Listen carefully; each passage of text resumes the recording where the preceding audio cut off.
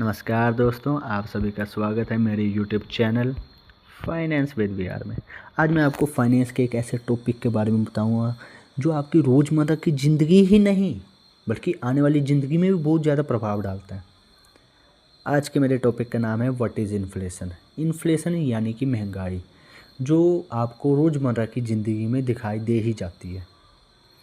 Inflation का आपको मैं बता दूं, सीधा मतलब होता है चीज़ों के दाम का बढ़ना। जैसे मतलब एक ही प्रोडक्ट को खरीदने के लिए कल के मुकाबले आज आपको ज़्यादा पैसे देने पड़ेंगे। उदाहरण के लिए अगर आपके पास आज 100 रुपये है और उससे आप 5 चीज़ें ले पा रहे हो, तो आने वाले समय में ज़रूरी नहीं आप 5 ले पाएँ। वो 100 रुपये में आप सिर्फ 3 ही ले पाओगे शायद। और ये जो चीज़ कम हुई, हमारी क्वांटिटी कम हुई, यही इन्फ्लेशन है कि आपके पैसे की वैल्यू समय के साथ घट गई। चलो अब आपको इसको मैं बहुत ही अच्छे और आसान उदाहरण से समझाता हूँ, जो कि है मेरे ब्रेड का। अब आप सभी को पता है ब्रेड सब खाते हैं। कल तक ब्रेड का दाम था 30 रुपये। आज आप मार्केट में जाओगे तो आप सभी को पता है आज मार्केट में ब्रेड का दाम क्या है, 45 रुपये। तो अब ये जो प्राइस डिफरेंस आप देख पा रहे हो, यही इन्फ्लेशन है। क्योंकि प्रोडक्ट तो वही है, क्वालिटी भी वही है, लेकिन दाम बढ़ गया ना, उसका 30 से 45 हो गया। तो ये जो 30 रुपये था ना जो पहले उसका दाम, अब उस 30 रुपये की पावर कम होगी।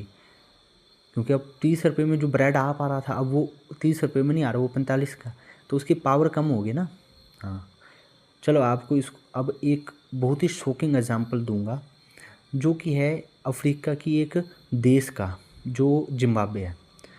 शायद आपने सुना भी होगा। अब जिम्बाब्वे में 2008 के आसपास ना बहुत ज़्यादा इन्फ्लेशन हो गई थी।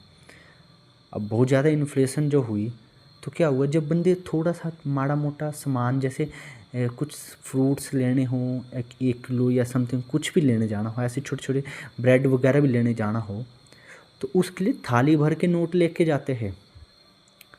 सोचो, आप ऐसा सोचो कि एक दिन अगर ब्रेड का दाम 1000 रुपये है, तो अगले दिन उसी ब्रेड का दाम 2000 रुपये हो जाता है।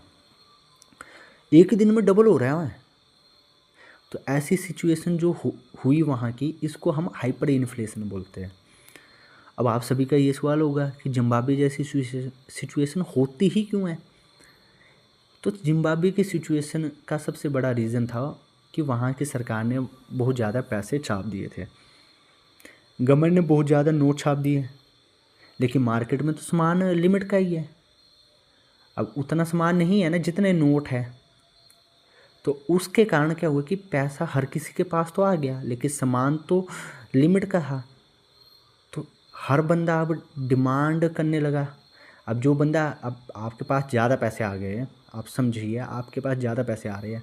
आज आप अगर गोभी खाते हैं जो 20 रुपये की है, कल को आप ब्रोकली खाओगे, ठीक है, ये तो एक अलग एग्जांपल है। लेकिन आप ऐसा समझ लीजिए, आज आप फैमिली में 1 किलो सब्जी खा रहे हैं, क्योंकि आप खा सकते हैं इतना। लेकिन अब आप बोलोगे हम स्टोर भी कर लेंगे थोड़ी सी, तो आप 4-5 किलो सब्जी और स्टोर करने के लिए भी ले आएंगे कि कल को कोई आपदा आ जाए या ऐसे ऐसी सिचुएशन के लिए। मतलब आप ज़रूरत से ज़्यादा सामान रखोगे। क्यों रखोगे? क्योंकि आपके पास पैसे है ना, आप रख सकते हो। आपके पास एक गाड़ी, आपके पास पैसे, आप 2-3 गाड़ियाँ रखोगे। अब आपके पास पैसे नहीं होंगे तो आप एक ही गाड़ी रखोगे। तो वही, अब इससे क्या होगा, हर बंदा ज़्यादा गाड़ियाँ रखने लगे तो डिमांड बढ़ गई। और डिमांड बढ़ गई, लेकिन सप्लाई तो लिमिट की थी। तो सप्लाई कम हो गई, तो हर चीज़ का दाम जो है आसमान छूने लगा था। तो दोस्तों, आप इस स्टोरी से क्या समझे हो? तो आप इस स्टोरी से यही समझे कि इन्फ्लेशन बुरी है। लेकिन मैं आपको बता दूं कि इन्फ्लेशन बुरी नहीं है। इन्फ्लेशन अगर एक लिमिट में हो तो वो देश की प्रगति के लिए बहुत ज़रूरी है और बहुत काम आती है।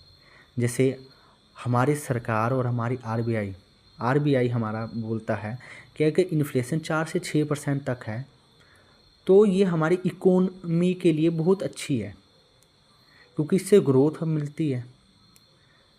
लेकिन जब इन्फ्लेशन कंट्रोल से बाहर हो जाए, जैसे जिम्बाब्वे के केस में हुआ, तब लोगों की जो जितनी भी सेविंग है वो सारी ख़त्म हो जाती है। उस केस में तो बुरा हाल हो जाता है लोगों का। इसलिए हमेशा अपने पैसों को ऐसे एसेट्स में भी डालना चाहिए हमें। अब मैं आपको अपनी तरफ से बता रहा हूँ कि हमें ऐसी जगह डालो पैसे जहाँ पे इन्फ्लेशन के साथ आपका पैसा भी ग्रो करे। अब आपको पता है इन्फ्लेशन बढ़ेगी मतलब दाम बढ़ रहे चीज़ों के, दाम बढ़ेंगे तो कंपनियों के रेट भी बढ़ेंगे। कंपनियाँ तो बढ़ा रही है दाम हर चीज़ का समय के साथ, तो कंपनियाँ रेट बढ़ाएगी तो उनके जो प्राइस हो गए कंपनियों के वो भी बढ़ेगी। अब वो प्राइस बढ़ेगा, आपने उसमें पैसे लगा रखे, आपका पैसा बढ़ेगा, तो स्टॉक मार्केट में पैसा लगा सकते हैं आप स्टॉक मार्केट से डरते हैं तो म्यूचुअल फंड में पैसा लगाएं। अब वो तो एजुकेटेड पर्सन बैठे हैं म्यूचुअल फंड में, वो आपका पैसा सही जगह लगाएंगे। और अगर आपको वो नहीं करना तो रियल एस्टेट में पैसा लगाएं। रियल एस्टेट आप सब जानते हैं, ज़मीन वगैरह खरीद लें, उसमें भी समय के साथ ज़मीन के दाम बढ़ते ही है तो आपका पैसा भी बढ़ेगा। ठीक है।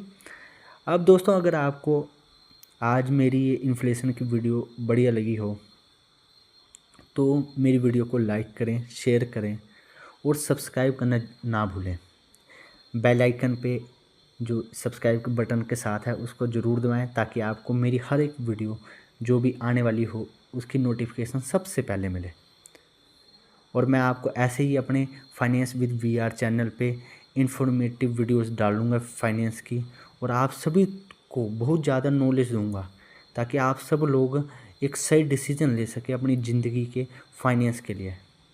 तो धन्यवाद।